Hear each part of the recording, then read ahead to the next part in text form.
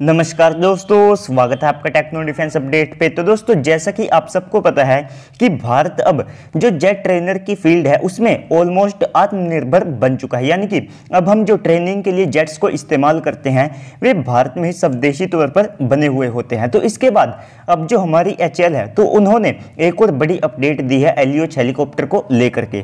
क्योंकि दोस्तों अब जो हमारी HAL है वे सबसे पहले तो IMRH हेलीकॉप्टर को बना रहे हैं और इस सब के अलावा वे अपाचे और साथ में जो चिनूक क्लास के हेलीकॉप्टर है उनको भी बनाना चाहते हैं।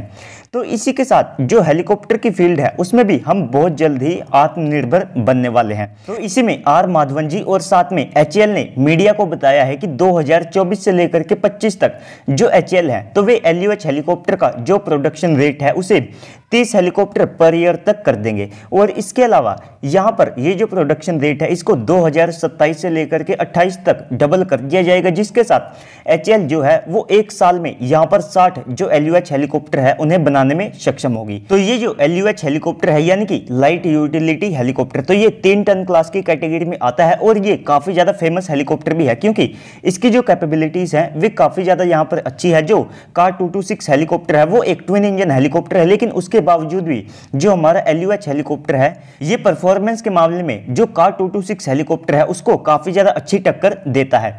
तो ये जो LUH हेलीकॉप्टर है ये भारतीय सेनाओं में जो मौजूद चीता और साथ में चेतक हेलीकॉप्टर है उनको यहां पर रिप्लेस करेगा।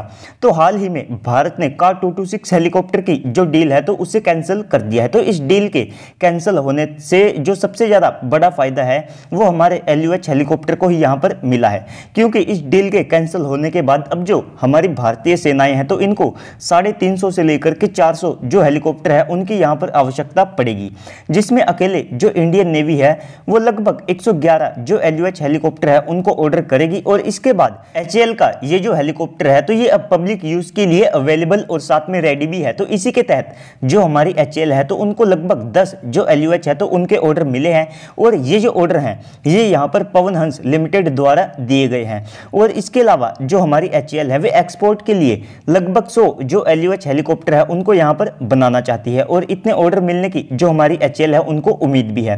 तो इसके बाद बहुत से लोगों का सवाल हो सकता है कि हम तेजस का प्रोडक्शन रेट क्यों नहीं बढ़ाते हैं। तो देखिए दोस्तों, यहाँ पर अगर आप HAL को देखते हैं तो उनको हम इतना अंधा ब्लेम भी नहीं कर सकते हैं कि केवल HAL की वजह से जो तेजस का प्रोडक्शन रेट है वो अटका पड़ा हुआ है। आप देखिए HAL को बड़े नंबर में जो जेट ट्रेनर है उनके यहाँ पर ऑर्डर मिले, जो हेलीकॉप्टर है उनके यहाँ पर ऑर्डर मिले, तो HAL ने बड़ी जल्दी ये जो हेलीकॉप्टर हैं ये तैयार भी किए हैं। लेकिन अगर आप तेजस को देखते हैं तो उसके कोई बड़े ऑर्डर हमने नहीं दिए थे और ऐसे में दुनिया की कोई भी कंपनी केवल 40 एयरक्राफ्ट के लिए अपना जो प्रोडक्शन रेट है उसे यहाँ पर 30 या 35 तक नहीं कर सकती है। आप दसॉल्ट को ही देख लीजिए, उनके पास बड़े ऑर्डर नहीं थे तो उनकी भी जो प्रोडक्शन की कैपेबिलिटीज हैं वे इतनी ज़्यादा नहीं थी, लेकिन अब उनके पास बड़े ऑर्डर हैं तो आज वे बहुत से जो एयरक्राफ्ट हैं उनको एक साल में रोल आउट करने में सक्षम है। तो दोस्तों यहाँ पर जो तेजस का प्रोडक्शन रेट है उसे भी आप भविष्य में बढ़ता हुआ देखेंगे, क्योंकि हम 83 तेजस को पहले ही ऑर्डर कर चुके हैं। इसके अलावा 300 एयरक्राफ्ट हमको भविष्य में और ऑर्डर करने हैं। तो इसके बाद अगली अपडेट है हमारे डिफेंस एक्सपोर्ट को लेकर के। तो जैसा कि आप सबको पता है कि ये जो फाइनेंशियल ईयर है तो इसके खत्म होने में केवल 5 दिन बाकी है, यानी कि 2021-22 के। तो इसमें यहाँ पर सबसे पहले तो हमने 400 बिलियन US का जो मर्चेंडाइज एक्सपोर्ट है वो करके एक बड़ा माइलस्टोन हासिल किया है। और इसके बाद इस साल का हमारा जो टोटल डिफेंस एक्सपोर्ट है तो वो 11,607 करोड़ रुपए रहा है, यानी कि 1.5 बिलियन US का हमारा जो डिफेंस एक्सपोर्ट है वो यहाँ पर हो चुका है। तो 2014-15 में ये केवल 1,940 करोड़ रुपए था। इसमें टोटल 6 गुना की जो वृद्धि है वो यहाँ पर हुई है। तो अब भारत लगभग 84 कंट्रीज को अपनी जो डिफेंस आइटम है उसको यहाँ पर जो है एक्सपोर्ट करता है।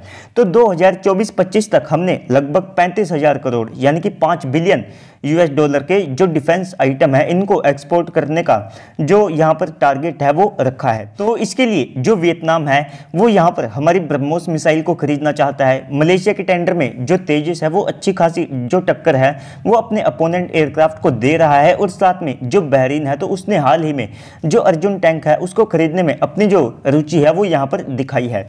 तो अगर ये डील यहाँ पर फाइनल हो जाती है तो जो भारत के डिफेंस एक्सपोर्ट है वे डेफिनेटली एक हाई जंप के साथ सामने आएंगे। लेकिन अगर ये डील नहीं होती है तब भी हमारा जो डिफेंस एक्सपोर्ट है वो 2022-23 का ये जो फाइनेंशियल ईयर है तो इसमें 2 बिलियन यूएस डॉलर तक बड़ी आसानी से जा सकता है।